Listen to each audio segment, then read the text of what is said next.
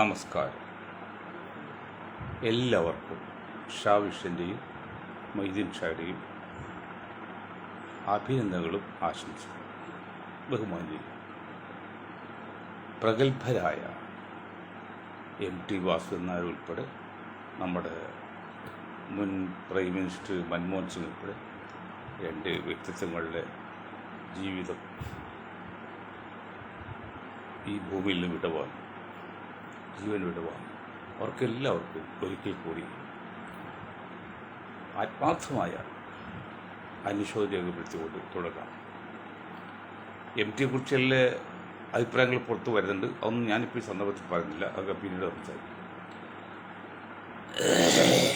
ഇവിടെ വേറൊരു കാര്യം, ഈ കോൺഗ്രസിനെ കുറിച്ചോ രാഹുൽ ഗാന്ധിയെക്കുറിച്ചോ പ്രിയയെക്കുറിച്ചോ ഒക്കെ ഞങ്ങൾ ഏതാണ്ട് വളരെ ശക്തവും അമർഷമായ രീതിയിൽ ശബ്ദിക്കുകയാണ്.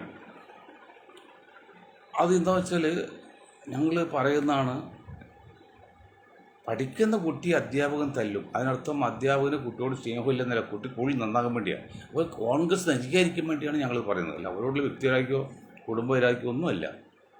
ഉദാഹരണം പറഞ്ഞാൽ മൻമോഹൻ സിംഗ് വിടവാങ്ങി. അത് മരിക്കുന്നതിന് 10-21 മിനിറ്റ് മുൻപ് മരിച്ചായിട്ട് അനൗൺസ് ചെയ്യാൻ ഈ റോബർട്ടിന് ആരനുവാദം? ആരാണ് Indian national Congress Robert? Priyanka വിവാഹം കഴിച്ചു എന്നല്ല, വേറെ എന്ത് യോഗ്യതയാണ് അദ്ദേഹത്തിനുള്ളത്? ഡൽഹിയിൽ ഒരു പിച്ചിളപ്പാത്ത വീട്ടിലടക്കുന്ന ഒരു മനുഷ്യൻ, ഒരച്ഛനും മോനും. സോണിയാഗാന്ധിയും പ്രിയങ്കയും ഞായറാഴ്ച പള്ളി പോകുമ്പോൾ ആ പള്ളി വരാന്തയിൽ വന്ന് കാത്തുനിന്ന് എങ്ങനെയോ വിവാഹം കഴിച്ചു എന്നല്ലാതെ എന്ത് യോഗ്യതയാണ് റോബർട്ടിനുള്ളത്? ഞങ്ങൾ ഉമ്മൻചാണ്ടിൻ്റെ മകൻ ചാണ്ടി ഉമ്മയെക്കുറിച്ച് പറഞ്ഞ പോലെയാണ്. ഉമ്മൻചാണ്ടിൻ്റെ മകൻ എന്നതിൽ കവിഞ്ഞ് എന്ത് യോഗ്യതയാണ് ചാണ്ടി ഉമ്മനുള്ളത്? എന്നിട്ടും അച്ഛൻ മരിച്ച് 30 ദിവസം പോയിട്ട് തളിയിൽ കൊടുത്തില്ലേ MLA സ്ഥാനം? അതുപോലെ റോബർട്ട് വധേര എന്ന് പറഞ്ഞ ആൾക്ക് എന്താണ് ഇന്ത്യൻ നാഷണൽ കോൺഗ്രസ്സിൽ സ്ഥാനപ്പം എന്തെങ്കിലും ഉണ്ടായിരിക്കില്ല, കോൺഗ്രസ്സിൽ ആധികാരികമായി പറയാൻ അവകാശം? അതിലെത്രയോ ആൾക്കാർ വേറെ ഉണ്ട്. ഇതുകൊണ്ടൊക്കെയാണ് ഞങ്ങൾ പറയുന്നത്, ഇന്ത്യൻ നാഷണൽ കോൺഗ്രസ് പുനർചിന്തന ചെയ്യേണ്ട സമയം അതിക്രമിച്ചിരിക്കുന്നു. സന്തോഷകരമായ അല്ലെങ്കിൽ ശുഭകരമായ ഒരു വാർത്തയാണ് ഇന്ന് കിട്ടും നമുക്ക്. എന്താണ്? മൻമോഹൻ സിംഗിന് മരിച്ച് ഒരു 10-30 മിനിറ്റ് മുമ്പ് അനൗൺസ് അല്ല, KC വേണുഗോപാൽ പോലെയുള്ള കഴിവുകെട്ട രാഷ്ട്രീയ പാരമ്പര്യം അല്ലെങ്കിൽ രാഷ്ട്രീയ ഇതില്ലാത്ത അദ്ദേഹത്തെ മാറ്റി ഉത്തരേന്ത്യൻ സംസ്ഥാന AICയുടെ പ്രസിഡന്റ് അത് ഉൾക്കൊള്ളുകയും ചെയ്തു. ഞങ്ങൾ പറയുന്നത്, രാഹുൽ ഗാന്ധി ഇന്ത്യയുടെ പ്രധാനമന്ത്രിയാകട്ടെ, നമുക്ക് സന്തോഷമുള്ളൂ. പ്രിയങ്ക പ്രധാനമന്ത്രിയാകട്ടെ, ഇനി വേണ്ട KC വേണുഗോപാൽ പ്രധാനമന്ത്രിയാകട്ടെ, നമുക്ക് സന്തോഷമുള്ളൂ. ഒരു മലയാളിയല്ലേ, എന്താ കുഴപ്പം? പക്ഷേ ഈ പ്രധാനമന്ത്രി ആകണമെങ്കിൽ മിനിമം 272 സീറ്റ് പാർലമെന്റിൽ വേണം. ആ സീറ്റ് ഉണ്ടാക്കാൻ കഴിവില്ലാത്ത ഒരാളെ പ്രധാനമന്ത്രിയെ ചിത്രീകരിച്ചിട്ട് എന്ത് കാര്യം? അതാണ് പറയുന്നത്. ഞങ്ങൾ പറയുന്നത് തന്നെയാണ് കോൺഗ്രസ്സുകാരോടും ഗാർഗയോടും പറയുന്നത്. 10% യാദവുണ്ട് യദുകൂലം. ശ്രീകൃഷ്ണൻ്റെ ആൾക്കാരുടെ യദുകൂലം എന്നുണ്ട്, രാമൻ്റെ ആൾക്കാർ വേറെയാണ്. ഇത് ശ്രീകൃഷ്ണ ആൾക്കാരാണ്, അത് പിന്നോക്കനാണ്. അതേസമയത്ത് രാമൻ മുന്നോക്കാണ്, അത് രാമന് വേണ്ടി വാദിക്കുന്നത്. ശ്രീകൃഷ്ണ ചെയ്യപ്പെടുന്ന ഒരു നേതാവ് ഇന്ത്യൻ നാഷണൽ കോൺഗ്രസിലുണ്ടോ? ഞാൻ രാഹുൽ ഗാന്ധിയോട് പ്രിയങ്കയോട് ചോദിക്കുന്നത്, ഗാർഗയോടില്ല. ഗാർഗയൊക്കെ എഴുതിത്തല്ലേ, കാരണം 10-90 വയസ്സുള്ള ആൾ തന്നെ നിൽക്കാൻ. നിങ്ങളാണ് അടുത്ത തലമുറയെ ചുമലേൽക്കുന്നത്, തലമുറയുടെ ബാധ്യത ഏൽക്കുന്നത്. അത് നിങ്ങളോട് ചോദിക്കുന്നത്. 10% വരുന്ന ഇന്ത്യയിലെ യാദവന്മാരിൽ എത്ര നേതാക്കൾ അറിയപ്പെടുന്നവരുണ്ട്? അതെല്ലാം നിങ്ങൾ കോൺഗ്രസ് സവർണ നേതാക്കൾ പിന്നോക്കം ഉൾപ്പെടുത്തി. സവർണ വിഭാഗങ്ങൾ പിന്നോക്കമല്ല, പിന്നെ മുസ്ലിങ്ങൾ 20% ഉണ്ട്, 10-30 കോടിയുണ്ട്. അവർക്ക് എന്ത് സംഘ് പരിവാർ നയിക്കുന്ന BJP അല്ലെങ്കിൽ RSSന് പല കാര്യങ്ങളും അറിയാം. കേരളത്തിലെ ജനസംഖ്യ എത്രയുണ്ട്, ആരൊക്കെ എന്നുള്ള അവർക്കറിയാം. അവർക്ക് പല സോഴ്സ് ഉണ്ട്, അത് ഞങ്ങൾക്കറിയാം. ഞങ്ങൾ അതൊന്നും പറയുന്നില്ല. ആ പല സോഴ്സിൽ പറയുന്നത് 10-25% ആരുണ്ട്? 7 വിഭാഗമുണ്ട്. 10% നായർ വിഭാഗം. അപ്പോൾ 10% വേണ്ടി നായർ വിഭാഗത്തിന് വേണ്ടി 25% ഈഴവൻ മാറ്റിക്കഴിഞ്ഞാൽ ക്ഷീണമെന്ന് മനസ്സിലാക്കുക. അതാണ് ഇത്രയും പ്രശ്നങ്ങൾ ഉണ്ടാക്കിയിട്ടും സുരേന്ദ്രൻ മാറ്റാൻ ശ്രമിക്കുന്നുണ്ടോ? അതാണ് ബുദ്ധി. ഇനി സുരേന്ദ്രൻ വേണ്ടി ശോഭന വന്നല്ലോ, അപ്പോൾ സുരേന്ദ്രൻ്റെ ഗ്രൂപ്പ് മാറി നിൽക്കുകയാണെങ്കിൽ ശോഭയുടെ ഗ്രൂപ്പ് തട്ട് പൊങ്ങൂല, അപ്പോൾ ശോഭന വെച്ചിട്ട് കാര്യമില്ല എന്ന് മനസ്സിലാക്കിയ BJP നേതൃത്വം സുരേന്ദ്രനെ അവിടെ പെൻഡിങ്ങിൽ വെച്ചു, മാറ്റിയിട്ടില്ല. ഇതെന്തേ കോൺഗ്രസ് ചിന്തിക്കാത്തത്? 40% മുസ്ലിങ്ങളുണ്ട് ഇപ്പോൾ കേരളത്തിൽ. RSSന് കണക്കാൻ ഞാൻ പറഞ്ഞത്, സംഘപരിവാറിൻ്റെ കണക്കാണ് പറഞ്ഞത്. അവർക്ക് കണക്കെടുക്കാൻ പല സോഴ്സ് ഉണ്ട്, അത് ഞാൻ ഇപ്പോൾ പുറത്ത് പറയുന്നില്ല. അത് വെച്ചാൽ ഏതാണ്ട് 40% ഉണ്ട്. അവർ അത് ശരിയാണ്. 35-32 നമ്മൾ പറയുന്നു, അതായത് 40 ഉണ്ട്. 40% ജനങ്ങളിലൊരു വോട്ടിന് ഒരു വിലയില്ലേ? ഞങ്ങൾ ആധികാരികമായിട്ടും അവസാനമായിട്ടും ആദ്യമായിട്ടും പറയാണ്, UDFനെ സംബന്ധിച്ച് കേരളത്തിലെ മുഖ്യമന്ത്രി അല്ലെങ്കിൽ KPCC പ്രസിഡന്റ് ഒരു മുസ്ലിം സമുദായത്തിൽ കൊടുത്തേ തീരൂ. അതിനാ ജനസംഖ്യാനുപാതി വെച്ച് നോക്കുമ്പോഴാണ്, അല്ലാതെ മുസ്ലിങ്ങൾക്ക് പ്രത്യേക താല്പര്യമുണ്ടല്ല. അല്ലാതെ ആകെയുള്ള മുസ്ലിങ്ങളുടെ 4/1 ജനസംഖ്യയാണ് ലീഗിന് ഭാവികളുള്ളൂ. അത് മനസ്സിലാക്കാത്ത കോൺഗ്രസ്സുകാർക്ക് തങ്ങളുടെ വീട്ടിൽ ചെന്ന് പ്രതിപക്ഷ നേതാവ് തങ്ങളുടെ സതീശനൊക്കെ അവിടെ ചെന്ന് ക്യൂ വെക്കുന്നില്ലോ, തങ്ങളുടെ വീട്ടിൽ പോയിക്കോ, അതൊന്നും കുറ്റം വന്നില്ല. കാരണം മുന്നണിയിലെ ഒരു പ്രധാന ഘടകകക്ഷിയുടെ സംസ്ഥാന പ്രസിഡന്റാണ്, പോയിക്കോ, നോ പ്രോബ്ലം. അതുപോലെ മുന്നണിയിലെ നേതാവല്ല ഈ വെള്ളാപ്പള്ളിയും പിന്നെ മറ്റേ നായരും NSSും. അതുകൊണ്ടാണ് സതീശൻ മുസ്ലിം ലീഗിൻ്റെ ഓഫീസിൽ തങ്ങൾ കാണാൻ പോകുന്നു. എന്തുകൊണ്ട് ഞങ്ങളുടെ ഓഫീസിൽ വരുന്നില്ല? ഞങ്ങളുടെ ഓഫീസിൽ വന്ന് തിണ്ട തിരങ്ങുന്നില്ല എന്ന് ചോദിച്ചാൽ, നിങ്ങൾ മുന്നണിപ്പെട്ട സ്ഥാനാർത്ഥിയല്ലപ്പാ, മുന്നണിപ്പെട്ട പാർട്ടിയല്ല, നിങ്ങൾ രാഷ്ട്രീയ പാർട്ടിയല്ല, നിങ്ങൾ സാംസ്കാരിക സംഘടനയാണ്, അല്ലെങ്കിൽ സാമുദായിക സംഘടനയാണ്. പക്ഷേ തങ്ങൾ എന്തൊക്കെ പറഞ്ഞാലും മുസ്ലിം ലീഗ് പേര് മാറ്റി നമ്മൾ പറയുന്നത് വേറെ കാര്യം. മുസ്ലിം ലീഗ് രാഷ്ട്രീയ സംഘടന, അംഗീകൃത രാഷ്ട്രീയ പാർട്ടിയാണ്. അത് UDFിൽ 2ാം സ്ഥാനമാണ്. അപ്പോൾ അതിൻ്റെ നേതാവിൻ്റെ വീട്ടിൽ പോയതുകൊണ്ട്, പ്രതിപക്ഷ നേതാവ് പോയതുപോലെ എന്തുകൊണ്ട് ഞങ്ങളിൽ വന്ന് തിണ്ണ തിരങ്ങുന്നില്ല എന്നൊരു ചോദ്യം അത് പ്രസക്തമല്ല. അതൊക്കെ രമേശോട് പറഞ്ഞാൽ മതി, സതീഷോട് പറയരുത്. സതീഷ് അക്കാശത്തൊക്കെ മിടുക്കരാ.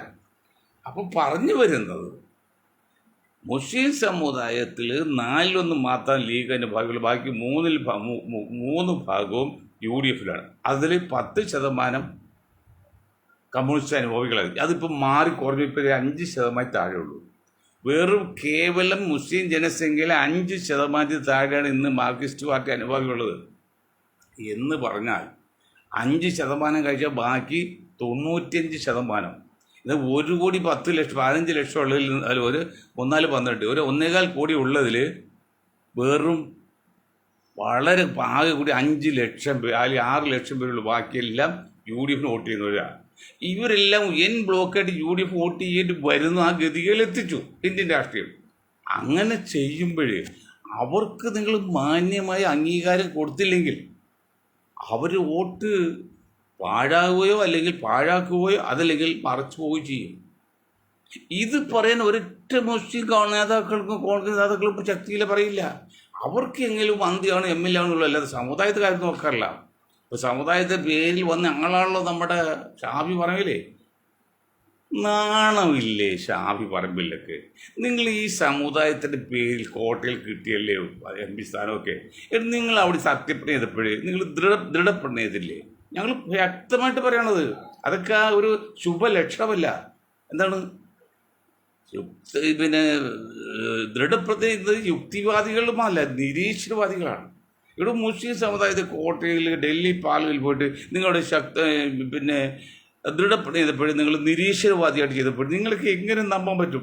എങ്കിലും ഇപ്പോൾ മുസ്ലിം സമുദായത്തിൽ ഒരു വിഭാഗം, നല്ലൊരു ശതമാനം, ഈ ലീഗ് അല്ല മറ്റു വിഭാഗമെല്ലാം ചിന്തിക്കുന്നത് ഒന്നുകിൽ ഷാഫി പറമ്പലിനെ മുഖ്യമന്ത്രിയാക്കണം, മുഖ്യമന്ത്രി സ്ഥാനാർത്ഥിയാക്കണം, അല്ലെങ്കിൽ KPCC പ്രസിഡന്റ് ആക്കണം. ഈ 2 കാര്യം അതിനേക്കാളും അർഹതയുള്ള ചോദിച്ച ഒരു മുസ്ലിം നേതാവ് ഇല്ല. നിങ്ങൾ വളർത്തിക്കൊണ്ടൊന്നുമില്ല. അമ്മ മസനാര് വിട്ടുകളെ അതൊക്കെ എഴുതിത്തല്ലേ. നമ്മുടെ ഗാർഗയുടെ കാര്യം പറയുമ്പോൾ, അല്ലെങ്കിൽ സുധാകരൻ്റെ കാര്യം പോലെ, സുധാകരനൊക്കെ എഴുതിത്തള്ളി. ഇനി അതിന് വലിയ പ്രസക്തിയിൽ എന്താ ആരോ ചാനൽ പറഞ്ഞു, അത്രയും പ്രായ ആൾ ഇനി ഒതുങ്ങി നിൽക്ക്, പ്രധാനമന്ത്രി മുഖ്യമന്ത്രി ആകാൻ ശ്രമിക്കാതെ ഒതുങ്ങി ഉള്ള മരുന്ന് കഴിച്ച് ആരോഗ്യം നിലനിർത്ത്, കുറച്ച് കാലം ജീവിച്ചു പോകാം, അല്ലെങ്കിൽ മറ്റു വല്ലവർക്ക് പറ്റുപോലെ പറ്റും, അത് നിർത്ത്. ഈ ഒരു പോരായിക മുസ്ലിം സമുദായത്തിൽ മാത്രമല്ല, ക്രിസ്ത്യൻ സമുദായത്തിൽ ഇല്ലെന്നേ. ഇന്നിപ്പോൾ പകരം വയ്ക്കുക ഒറ്റ ഞാനൊരു ലിസ്റ്റ് ഞങ്ങളുടെ ഗ്രൂപ്പ് ഓഫ് കൺസേൺ എന്ന് പറയുമ്പോൾ ഞങ്ങൾ ഗ്രൂപ്പ് ഒരു ലിസ്റ്റ് നോക്കിയ ക്രിസ്ത്യൻ സമുദായത്തിൽ ഇത് ഷാഫി പറമ്പിൽ പോലെ വഹിക്കാൻ പറ്റിയ ഒരു നേതാവില്ല. ഉമ്മൻചാണ്ടി വേക്കാനിക്കും പിന്നെ മാണിയും കൂടി എന്ത് ചെയ്യുന്നറിയോ, വേറെ ആരും വളർത്തിയില്ല. ആനണിക്ക് മകനെ വളർത്താൻ ശ്രമിച്ചാൽ ആരെയും വളർത്തിയില്ല. ഉമ്മൻചാണ്ടി മകന് വേണ്ടി കാത്തിരുന്നു, മാണിയാണെങ്കിൽ മകന് വേണ്ടി കാത്തുവോ. ഈ മകന് വേണ്ടി കാത്തിൻ്റെ ഫലമായിട്ടെന്നറിയോ ആരും വളർത്തിയോളൊന്നുമില്ല. കാരണം ഒരു നേതാവ് ഒരു ദിവസം ഉണ്ടാകുന്നതല്ല. It will take more time. അത് കൂടുതൽ സമയമെടുക്കും. അത് ചെറുപ്പത്തിൽ വളർത്തിക്കൊണ്ടുവരണം. ഇത് അവർ വളർത്തി ആരെന്നറിയോ, ഉമ്മൻചാണ്ടിയുടെ മകനെ കൊണ്ടാൻ ശ്രമിച്ചു, അപ്പോൾ അത് കൊടുത്ത്. പിന്നെ മാണിയുടെ മകനെ കൊണ്ടാൻ നോക്കി, ആനയുടെ മകനെ കൊണ്ടാൻ നോക്കിയാൽ വേറെ കാര്യം. വേറെ ആരോടും ഇത്രയും കാലമായിട്ട് ക്രിസ്ത്യൻ സമുദായത്തിൽ ദേവത വളർത്തിയത് നിങ്ങൾ പറയും. അത് ഈ പോരാ ചേച്ചി മുസ്താഫിനെ കുറിച്ച് പറയാറുണ്ട്, മരിച്ചെങ്കിൽ പറയാണ് ഉമ്മൻചാണ്ടി മരിച്ചില്ല. അദ്ദേഹം സമുദായത്തിൽ ആൾ വളർത്തിക്കൊടുന്നില്ല. അത് മക്കളെ പോലും വളർത്തിയില്ല. ഇപ്പോൾ ന്യൂനപക്ഷ ഡിപ്പാർട്ട്മെന്റ് എന്ന് പറഞ്ഞിട്ട് ചെയർമാനായി, ഓക്കെ, തെറ്റില്ല. പക്ഷേ അദ്ദേഹം എത്ര നാൾ മുമ്പ് MLA ആകേണ്ടതായിരുന്നു. എന്തുകൊണ്ടാണ് സ്വന്തം മാപ്പ് അനുഭവിച്ചില്ല? ഈ രാഷ്ട്രീയത്തിൽ ഞാൻ ആത്മഹത്യ എന്നൊക്കെ പറഞ്ഞാൽ കേൾക്കുന്നത് പുറത്ത് ശരി ഒട്ടില്ല. അങ്ങനെ ആ ചെറുക്കൻ MAS സാംസ്കാരിക സംഘങ്ങളിലേക്ക് ഒതുക്കിപ്പോയത്. കാരണം ഒരു വശത്തൂടി ഒതുക്കി, പാപ്പ ഒരു വശത്തൂടി ഒതുക്കി. അങ്ങനെ മിടുക്കനായ സമർത്ഥനായ ചെറുപ്പക്കാരായ വിദ്യാഭ്യാസമുള്ള പയ്യൻ ഒതുങ്ങിപ്പോയി MAS എന്ന സാംസ്കാരിക സംഘടനയുടെ അല്ലെങ്കിൽ ഒരു വിദ്യാഭ്യാസ സംഘടന ജില്ലാ പ്രസിഡന്റ് ഒതുക്കി കളഞ്ഞു. ഇപ്പോഴാണ് ഇപ്പം ന്യൂനപക്ഷ സെല്ലിൻ്റെ ചെയർമാനാക്കുന്നത്. എത്ര ആൾ കഴിഞ്ഞു. അപ്പം വളർത്തിക്കൊണ്ടില്ല. അതുപോലെ ആര് വളർത്തിക്കൊടുന്നു? മനുഷ്യർ ആരെങ്കിലും ആ സമുദായത്തിൽ വളർത്തിക്കൊണ്ടുവന്നോ? ഉമ്മൻചാണ്ടി വളർത്തിക്കൊണ്ടുവന്നോ?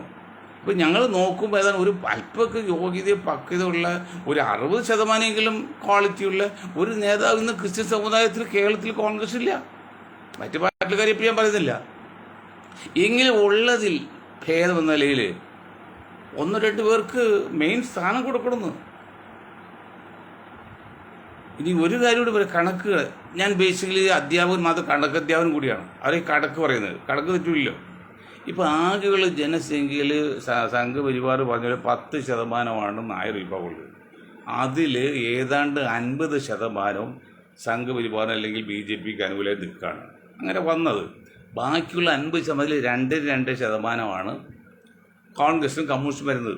കാരണം 11-12 മന്ത്രിസ്ഥാനം പിണറായി വിജയൻ കൊടുത്തിട്ടും ഇപ്പോഴും അതിൽ 4-1 കമ്മ്യൂണിസ്റ്റിൻ്റെ ഭാഗമുള്ളത്. ബാക്കി 4-1 കോൺഗ്രസ്, ബാക്കി 4-2 ഭാഗം BJPക്കും പോയി. ഇത്രയെല്ലാം ചെയ്തിട്ടും എന്നിട്ട് അവർക്ക് മുഖ്യമന്ത്രി കിട്ടുന്നതിനുള്ള പരാതിയിൽ ഇപ്പോൾ മുഖ്യമന്ത്രി ആകാൻ ശ്രമിക്കുകയാണ്. അതോട്ടെ. അപ്പോൾ അവിടെ 2% വോട്ട് എത്രയുണ്ട്? വളരെ കുറച്ചല്ലേ ഉള്ളൂ. ഇനി CPM കമ്മ്യൂണിസ്റ്റ് പാർട്ടികളിൽ ഇതിൻ്റെ ഈഴവ വിഭാഗത്തിന് എടുക്കാം. 24%, 23% 25% ഉണ്ടായ കുറച്ച് 23% ആ 23% ഏതാണ്ട് 80% LDF അനുഭാവികളോ കമ്മ്യൂണിസ്റ്റ് അനുഭാവികളാണ്. പക്ഷേ അതിൽ ബാക്കിയുള്ള 80 പോലെ 20% 10-12% BJP ചായ്വ് കാണിക്കുകയാണ്. അങ്ങനെ അവർ വളർത്തിയെടുത്ത് അത് BJP ചായ്വ് കാണിക്കാൻ കാരണം ഇവിടുത്തെ കോൺഗ്രസ് കമ്മ്യൂണിസ്റ്റിന്. കാരണം അറിയോ, ആ BDJS ഉണ്ടാക്കിയപ്പോഴേ അത് LDFിലെ UDFിൽ നിർത്താതെ BJPയിലേക്ക് പറഞ്ഞു വിട്ടവർ. ഈ 2 കൂട്ടം പറഞ്ഞു വിടായിരുന്നു. രക്ഷയില്ല, അവരവിടെ പോയതാണ്. അങ്ങനെ പോയവർ ഇപ്പോൾ കരുണാകരൻ DIC ഉണ്ടാക്കിയപ്പോഴേ കുറേ കോൺഗ്രസ്സുകാരങ്ങോട്ട് പോയില്ലോ. ആ പോയ കോൺഗ്രസ്സൊന്നും അല്ല LDF മുന്നിലായല്ലോ, തിരിച്ചു വന്നിട്ടില്ല. നേതാക്കൾ വന്നിട്ടുള്ളൂ, അണികളവിടെ കിടക്കാണ്. അതാണ് ഇവിടെ കുറച്ച് കുറവ്. അങ്ങനെ വരുമ്പോൾ അതിൽ വളരെ കുറച്ച് പേരുള്ളൂ.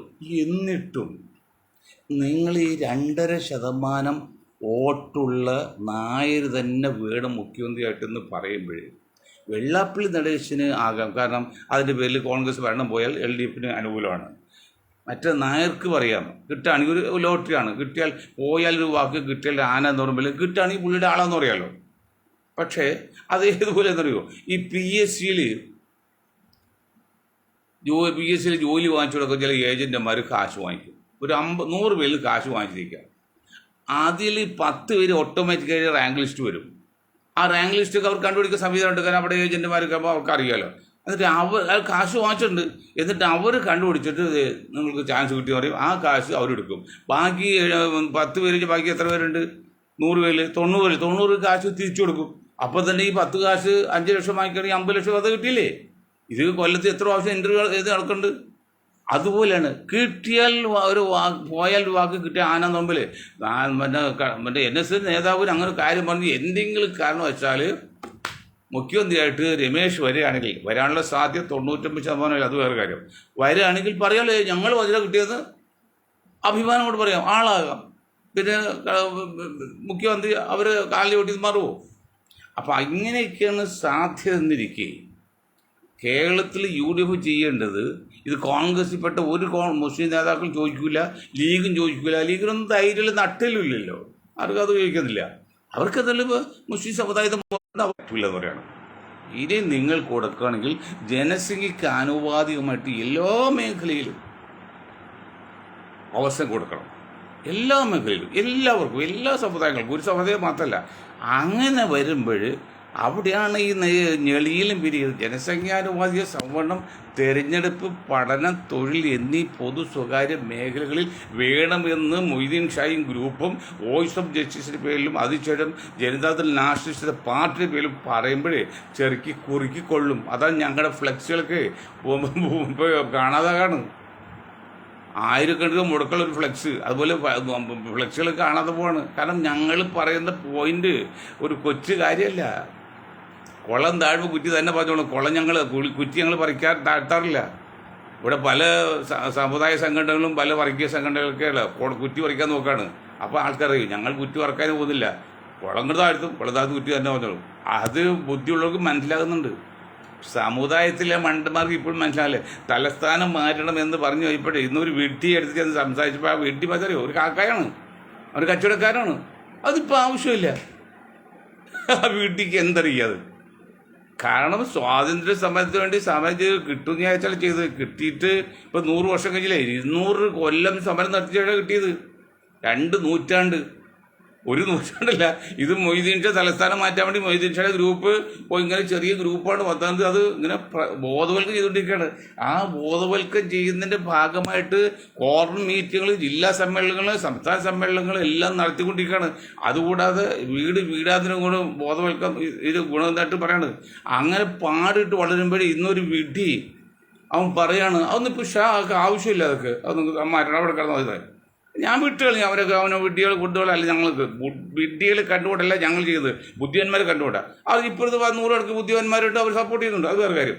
അതുപോലെ ജനസംഖ്യയ്ക്ക് ആനുപാതികമായിട്ടുള്ള സംവരണം, തെരഞ്ഞെടുപ്പ്, പഠന, തൊഴിൽ എന്നീ പൊതു സ്വകാര്യ മേഖല വേണമെന്നുള്ളത് ഏതെങ്കിലും അമേരിക്കന്നോ റഷ്യന്നോ കട്ടുകൊണ്ടുന്ന ആശയമല്ല. ഞങ്ങൾക്ക് നിരന്തരം വർഷങ്ങൾ കണ്ട് സ്റ്റഡി ചെയ്ത് പറഞ്ഞപ്പോൾ ഈസിയാണ്. അത് ഏതുപോലെ അറിയുമോ? ഇപ്പോൾ ബസ്സിൽ കയറിയാൽ 4 സീറ്റ് വൃദ്ധർക്ക്, മറ്റേ 40% സീറ്റ് സ്ത്രീകൾക്ക്, ഈസി. പക്ഷെ അങ്ങനെ ഒരു സാഹചര്യം നിയമം മൂലം ഉണ്ടാക്കാൻ വേണ്ടി ഞങ്ങളെപ്പോലുള്ളവർ വർഷങ്ങൾക്ക് മുമ്പ് പെട്ട പാട്, സമരം വല്ലതും അറിയണ്ടോ? 60 വയസ്സ് ഞങ്ങൾ പൈസവും എടുക്ക് തട്ടിപ്പോയി ഞങ്ങൾക്ക് ബസ്സിക്കാർ സീറ്റ് വേണമെന്നുള്ള ചിന്ത നേരത്തെ കണ്ടുമാണ് 20, 25, 30 വയസ്സൊക്കെയുള്ളപ്പോൾ ഞങ്ങളെപ്പോഴും സമരം ചെയ്തത്. അന്ന് ആർക്കും മനസ്സിലാവില്ല സ്ത്രീകൾക്ക് സംരക്ഷണോ. അതുകൊണ്ട് കാലത്ത് ആര് സ്വീകരിക്കണം? ഞാൻ ശക്തമായി പ്രതിഷേധിച്ചു. അവിടെ വെച്ച് അവിടെയെല്ലാം സംസാരിക്കുന്ന ഓഫീസ് കിട്ടും, മെട്രോയിലെ ഓഫീസ് കിട്ടും. അപ്പോൾ തെറിയൊന്നും പറ്റില്ല. ഇത് നിയമമല്ല, ഇതിന് പിന്നെ റിസർവേഷൻ ബോർഡ് തന്നെ വഹിക്കണമെന്ന് ശക്തമായി പ്രതിഷേധിച്ചു. ആ പ്രതിഷേധം അവിടെ അറിഞ്ഞു. അതുകൂടെ ഫോണുമ്പോൾ അത് ശരി. ഇപ്പം റിസർവേഷൻ സീറ്റ് അവിടെ വെച്ചിട്ടുണ്ട് മെട്രോയിൽ. ഇന്നലെ ഞാൻ മെട്രോയിലുണ്ട് സീറ്റ്. മറ്റങ്ങനെയില്ല, അവർ അനൗൺസ് ചെയ്യും വികലാംഗർക്കും സീനിയർ സിറ്റിസനും എഴുന്നേറ്റ് കൊടുക്കുന്നു. അതൊക്കെ ഇക്കാലത്ത് ആര് കൊടുക്കുന്നു? അങ്ങനെയൊക്കെ. അപ്പം അങ്ങനെ വരുമ്പോൾ ഈ ജനസംഖ്യാനുപാതികമായ സംവരണമാണ് വേണ്ടത്, അതാണ് നീതി എന്ന് പറഞ്ഞു കൊടുക്കുമ്പോൾ ഈ സമുദായത്തിൽ നിന്ന് മുസ്ലിം സമുദായത്തിൽ കേരളത്തിൽ KPCC പ്രസിഡൻറ്റോ മുഖ്യമന്ത്രി സ്ഥാനമോ കോൺഗ്രസ് നേതാക്കളോട് അതിൽ എന്തെങ്കിലും വീഴ്ച കാണിച്ച് നിങ്ങൾക്ക് താല്പര്യമുള്ള ആരെങ്കിലും നിങ്ങൾ സ്ഥാനം കൊടുത്ത് ഒതുക്കി ലീഗിനെ പോലുള്ളവർക്ക് കൊടുത്ത് മാറ്റി നിർത്തി കഴിഞ്ഞാൽ സത്യം സംഗതി അപകടത്തിലേക്കാണ്. അതിൻ്റെ എല്ലാ കരുക്കളും തീർക്കാനുള്ള സംവിധാനം ഞങ്ങൾക്കുണ്ട്. ഞങ്ങൾക്കറിയാം. മനഃശാസ്ത്ര വിദഗ്ധരുണ്ട്, ശാസ്ത്രന്മാരുണ്ട്. അല്ല വെറും ഗ്യാങ്ങല്ല. അവരതിനെല്ലാം മറുവഴി കണ്ടിട്ട് കണക്കുതിരിച്ചുമാണ്. കണക്കൊരു തെറ്റുമില്ല. ഇതിനർത്ഥം ആരുടെയും അവകാശം കയ്യേറാനല്ല, എല്ലാവർക്കും നീതി ലഭിക്കണം. അതാണ് പോയിന്റ്. അതിനുവേണ്ടി ശ്രമിക്കും. 1-2 കുഞ്ഞിൻ്റെ അച്ഛനും ആയല്ലോ, അതുകൊണ്ട് അംഗീകരിക്കും. നമ്മൾ ഇനിയിപ്പോൾ അംഗീകരിക്കാൻ പറ്റില്ല, നമ്മുടെ വരുമ്പോൾ തുടങ്ങിയില്ലേ. പക്ഷേ ആവശ്യത്തിൽ കഴിഞ്ഞാൽ കാര്യത്തിൽ ഇടപെടാൻ അവസരം കൊടുത്താൽ കോൺഗ്രസ് ഒരിക്കലും രക്ഷപ്പെടാത്ത അവസ്ഥയിൽ പോകും. അത് അവരൊക്കെ നിർത്തുക. മറ്റു വടക്കേ ഇന്ത്യൻ രാഷ്ട്രീയത്തിൽ പ്രിയങ്ക ഗാന്ധിയും രാഹുൽ ഗാന്ധിയും വടക്കേ ഇന്ത്യ ശ്രദ്ധിക്കുക, ഡൽഹി ശ്രദ്ധിക്കുക, ആന്ധ്രാപ്രദേശ് ശ്രദ്ധിക്കുക, അല്ലെങ്കിൽ UP ശ്രദ്ധിക്കുക, മറ്റെല്ലാം ശ്രദ്ധിക്കുക. അതിലൊന്നും ഈ വിവരം കെട്ട ചില കേരളത്തിൽ പോകുന്ന ചില നേതാക്കളെ നമ്പി ഏൽപ്പിച്ചു കഴിഞ്ഞാൽ നമ്പിയോൻ ഊമ്പിനാന്ന് മറ്റേ ജഗതി പറയും പോലെ കോൺഗ്രസ് നിങ്ങൾ ഊമ്പിപ്പോവും. അതുകൊണ്ട് നിങ്ങൾ ഇരുത്തേണ്ടടുത്ത് ഇരുത്തണം, പിന്നെ കൊടുക്കണം. കേരളത്തിൽ എന്ത് ന്യായത്തിലാണ് രാഹുൽ ഗാന്ധി, പ്രിയങ്ക ഗാന്ധി അല്ലെങ്കിൽ ഖാർഗെ ഈ വളരെ നോട്ട് 3 1000-3 ഭാഗമാണ് ഈ വേസി വേണുവലിൻ്റെ പിന്നെ സാമുദായികമായിട്ട് നോക്കിയാൽ ഇന്ത്യൻ രാഷ്ട്രീയത്തിൽ, ഇന്ത്യൻ സമുദായത്തിൽ അങ്ങനെ ഒരാളെ കൊണ്ട് ഏറ്റവും ടോപ്പിലിരുത്താൻ നിങ്ങൾ ആരും ഉപദേശിച്ചു? അപ്പോൾ വടക്കേ ഇന്ത്യയിലെ ആൾക്കാർക്ക് പ്രശ്നമില്ലേ? അവർ ഉള്ളുകൊണ്ട് കാലുവാരിയില്ലേ? മഹാരാഷ്ട്ര ചാർജ് രമേശിന് കേരളത്തിൽ നിന്ന്, മറ്റേ ചാർജ് വേണുഗോപാലിന്.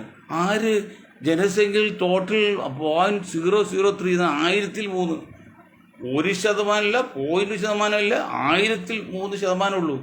അങ്ങനെയുള്ള 2 പേര് നിങ്ങൾ മഹാരാഷ്ട്രയിലും മറ്റ് ഹരിയാനയിലും കൊണ്ടു കൊടുക്കുക. അവർ കോൺഗ്രസ് തകർത്ത് കളഞ്ഞില്ലേ അവിടുത്തെ നേതാക്കൾ? അത് കൂടുതൽ BJPയുടെ മറ്റ് വാട്സപ്പ് ഇതിൻ്റെ പ്രശ്നവും എല്ലാം കൂടി വന്നപ്പോൾ കാട്ടുപൂച്ച് നാട്ടുപൂച്ചടി മമ്പിളിത്തറവാട് നശിപ്പിച്ചു എന്ന് പറയുമ്പോൾ എല്ലാവരും പുറത്തുകൊണ്ട് കോൺഗ്രസ് പ്രസ്ഥാനമില്ലാതെ അതങ്ങനെ ചെയ്യരുത്. ഇപ്പോൾ രാഹുൽ ഗാന്ധിയുടെ തീരുമാനം വളരെ യുക്തമാണ്, വളരെ മാന്യമാണ്, വളരെ ബുദ്ധിപൂർവമാണ്. അങ്ങനെ ചെയ്ത് മുന്നോട്ട് പോകണമെന്ന് പറഞ്ഞുകൊണ്ടും കേരളത്തിൽ UDF KPC പ്രസിഡൻറ്റോ അല്ലെങ്കിൽ മുഖ്യമന്ത്രി സ്ഥാനാർത്ഥിയായിട്ട് ഒരു മുസ്ലിം സമുദായം നിങ്ങൾക്ക് ഇഷ്ടമുള്ള ആൾ ആരാക്കും നമ്മൾ പറഞ്ഞില്ല, ഒരു സമുദായത്തിന് കൊടുക്കും. അതുപോലെ ക്രിസ്ത്യൻ സമുദായത്തിന് മാന്യമായ അംഗീകാരം കൊടുത്ത് അവരെ ഉന്നത നിലയിൽ കൊണ്ടുവരണം, നിർത്തണം. കൊണ്ടൊന്നുമില്ല KV തോമസ് ഉൾപ്പെട്ടവർക്ക്, അവരെല്ലാം പാർട്ടി വിട്ടുപോയില്ലേ? അങ്ങനെ പാർട്ടി വിട്ടുപോകാതെ പാർട്ടി താല്പര്യമുള്ള മിടുക്കരായ യുവാക്കൾ 40-45 വയസ്സൊക്കെ ഉള്ളവരെ നിങ്ങൾ ആക്കണം. എന്ന് പറഞ്ഞാൽ എന്ത് അധികാരം കൊടുക്കുമ്പോഴും 60 വയസ്സിൽ താഴെയുള്ളവർക്ക്, അപ്പം ഞാൻ കോൺഗ്രസ് വന്ന് നിങ്ങൾ ഒരു സ്ഥാനം തരരുത്, കാരണം ഞാൻ K75 തരരുത്. 60 താഴെയുള്ളവർക്ക് ഉത്തരവാദിത്തം കൊടുക്കാവുള്ളൂ. അത് തന്നെയല്ല, അത് ഏതാണ്ട് 40 മുകളിലും അയക്കണം. കൊച്ചു പിള്ളേർ പഞ്ചായത്ത് ഞങ്ങൾക്ക് പിള്ളേരൊക്കെ MBA ഒക്കെ ആയിട്ട് കിട്ടി കഴിഞ്ഞാൽ, ഞാൻ IB അല്ല പറഞ്ഞു കേട്ടോ, അതേ വലിയ കുഴപ്പമില്ല, ആയിക്കഴിഞ്ഞാൽ അതൊക്കെ ബുദ്ധിമുട്ടാണ്. കേരളത്തിൽ ഇവിടെ ഞങ്ങൾ അതിപ്പോൾ ട്രിവാൻഡ്രം മേയർ കണ്ടില്ലേ, ആ വേണ്ടി കാണിക്കുന്നതാണ് ആ പാർട്ടി തകർത്ത് കളഞ്ഞില്ലേ? അങ്ങനെ ചെയ്യരുത് എന്ന് പറഞ്ഞുകൊണ്ട് ഞാൻ എൻ്റെ വാക്ക് നിർത്തും. ഒരു കാര്യം ഇന്നലെ പറഞ്ഞ് ഞാൻ വിറ്റില്ല, ഇന്ന് പറയാണ്. അത് മറ്റൊന്നുമല്ല, കല്യാണ സദ്യ അല്ലെങ്കിൽ ആഘോഷങ്ങൾ 2 ലക്ഷം മുതൽ മിനിമം 2 ലക്ഷം മുതൽ 2 കോടി വരെ മുടക്കിയാണ് സാധാരണ കല്യാണ സദ്യയൊക്കെ നടത്തുന്നത്. അങ്ങനെ അത്രയും പണം പൊടിക്കുന്നതാണ് കല്യാണ സദ്യയിൽ 5000, 6000 രൂപ അല്ലെങ്കിൽ 5000, 10000 രൂപ ചെലവ് ചെയ്തുകൊണ്ട് ഹെൽത്ത് ഡിപ്പാർട്ട്മെൻറ്റിൽ നിന്ന് സഞ്ചരിക്കുന്ന ലബോറട്ടറി വന്ന് അവിടെ ഉണ്ടാക്കുന്ന ഭക്ഷ്യസ്ഥാനങ്ങളെല്ലാം ഭക്ഷണം വിളമ്പിന് അരമണിക്കൂർ മുമ്പ് പരിശോധിച്ച് സർട്ടിഫിക്കറ്റ് കൊടുക്കണം. എന്നിട്ട് എന്തെങ്കിലും സംഭവിച്ചാൽ അത് ഉത്തരവാദിത്വം സർക്കാർ അല്ലെങ്കിൽ ലാബിൻ്റെ ആൾക്കാരായിരിക്കണം. അത് നിങ്ങൾ ഫീസ് വാങ്ങിച്ചോ, 5000, 10000 വാങ്ങിച്ചോ. കാരണം 2 ലക്ഷം മുതൽ 2 കോടി മുടക്കുന്നിടത്ത് ഒരാളുടെ ജീവൻ രക്ഷപ്പെട്ടാൽ കാര്യം 100 സ്ഥലത്തേക്ക് ചിലപ്പോൾ 2 സ്ഥലത്തായിരിക്കും ഭക്ഷ്യവിഷം വരുന്നുള്ളൂ. പക്ഷെ അങ്ങനെ മരിക്കുന്ന കേസുണ്ടല്ലോ, അതല്ലേ എത്ര രൂപ സർക്കാർ ചിലവുണ്ട് ആ മരുന്ന് കൊടുക്കാമെന്ന് ഈ ആംബുലൻസ് ഓടാനൊക്കെ ഉണ്ട്. അതൊക്കെ വെച്ച് നോക്കുമ്പോൾ 5000 രൂപ പാർട്ടിയിൽ വാങ്ങിച്ചോ. അങ്ങനെ ഒരു കാര്യത്തെക്കുറിച്ച് ചിന്തിക്കണമെന്ന് ഞങ്ങൾ റിക്വസ്റ്റ് പറയാണ് ബുദ്ധിജീവികളുടെ മുമ്പിൽ.